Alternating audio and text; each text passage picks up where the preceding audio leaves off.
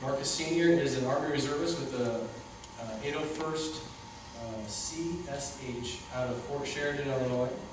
Erica is a family readiness group leader for the 801st A Company. Marcus Jr. has two older sisters, Emily and Caitlin, who are currently in college. Marcus Jr. is a recruit and honors freshman at Rickover Naval Academy High School in Chicago, Illinois. At Rickover, he's active in the Sailing Club, has been nominated for the VIP Service Corps, and hopes to be part of the Color Guard.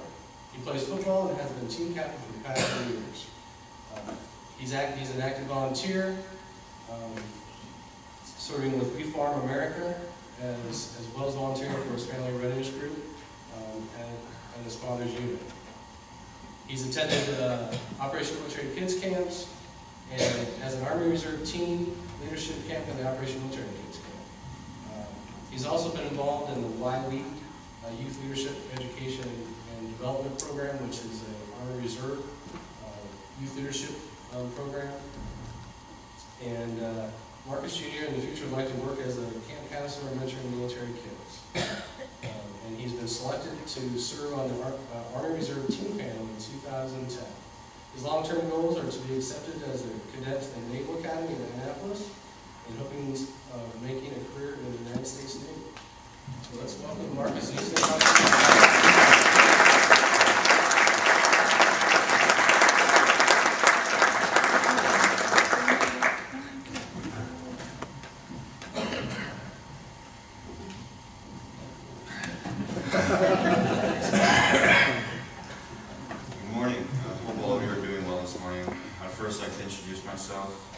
As you already know, I'm Marcus Garrett Jr. from Chicago, Illinois, and I would like to thank all of you for inviting me here to speak out for military kids. First, let me give you some background about myself. I am currently a child of an Army Reservist. I have been since 2005 when my father joined the military. I was only 10 years of age when he had to go away for training. This was the first time I ever had to deal with my father being away from my family and me. He was gone for 8 months. While it ultimately made my mother, sisters, and I closer to one another because we had to depend on each other more, presented us with new challenges and uncertainties. As a child of a reservist, you have to learn to live two lives. One, your normal, everyday civilian life. I wake up in the morning and get prepared for school in an apartment building in Chicago and take public buses to school, just like most Chicagoans do.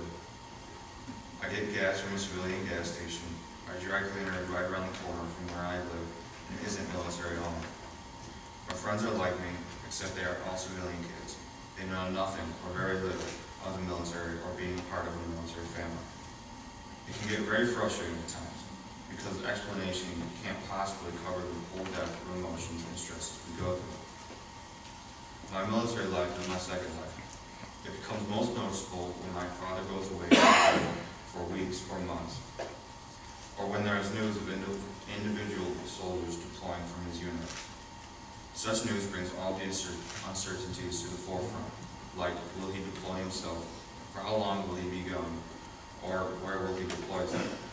If or when he deploys, I know that I will have to take over some responsibilities that my father holds now, and my sisters will have to help out with some of my chores. But in any case, this forces me to be a leader.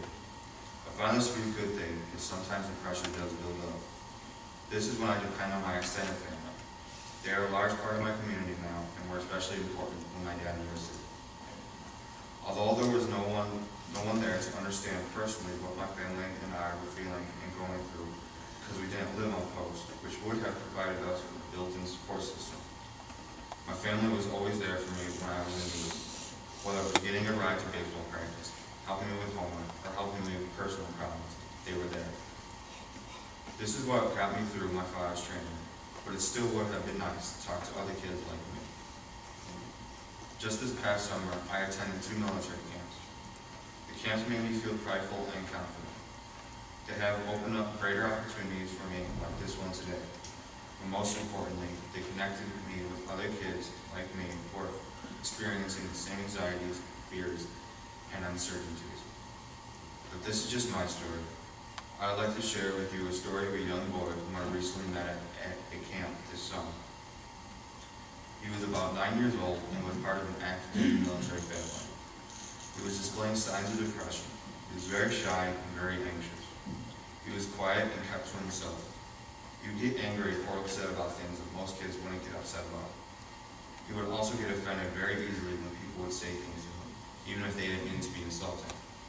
And he wanted to be called by his father's name, who at the time was deployed. All in all, he was having a very difficult time dealing with his father's deployment. However, by the end of the week at camp, he was slightly more outgoing. He had also made a few friends and he became more involved in camp activities. This was probably because he realized that he wasn't alone in what he was experiencing. Camp was an opportunity that gave this boy a chance to just be normal, to walk away from the stress of deployment for a week, but also allow him to talk about his feelings about his father's deployment with other kids who understood what he was going through. These camps are very important because it allows kids to come together and share their fears and anxieties, and even their pride in their family members with others like them. These camps give kids a safe and understanding place to be themselves, while providing them with a break from their daily lives and responsibilities. It's important for the American Legion to get involved with these types of camps. Some things that the American Legion can do are visit the camps and discuss what the Legion is all about. Even just telling the children about how they can offer their families help when they are in need would be useful. While we are only children, we know when things aren't right. We notice when the lawn isn't being mowed. We know when the electric bill or gas bill or phone bill isn't getting paid. We know when mom or dad is stressed about suddenly being a single parent. But even if this American Legion could help us start things that make our lives less stressful, that would have such a big impact on us and speak up for military kids. Another idea for the American Legion to be involved with kids is to help us volunteer. Kids love to help out. We love to help pack care packages or help out at fundraisers for supporting our troops or any event that helps the military. We would rather volunteer than sit at home missing our soldiers. If we were more aware of these events, we could help out and feel less like a burden and more useful. There are times we do feel like we take up space, but with volunteering, we can make a difference in gaining pride and self-respect. Another suggestion would be to have the Legion come to camp one day and share with us a volunteer opportunity where we could help to send cards or care packages to the troops overseas. I've had an experience with this already at a couple of Operation Military Kids events that I went to. We made fleece blankets for the VA hospitals. It gave me a sense of achievement. I'm sure sending gifts overseas would also. These are just some ideas that I believe would benefit military children. I would like to close with some thoughts about my father and his commitments to the military. My father's unit is preparing to deploy shortly. Although I haven't been through deployment yet, he has gone away for training for 8 months and has been separated from us multiple times for days or weeks at a time. It isn't the same thing, but the feelings are equal. I still feel the fact that he wasn't there all the time, and still felt that I needed to help out in some way. I'm proud that my dad is going to deploy soon. He loves the Army and loves to serve his country. I am a little worried if he can make the sacrifice, I can too. Again, thank you for allowing me this time to speak out for military kids. National Commander Clarence Hill and myself, Judge Bowles, Chair.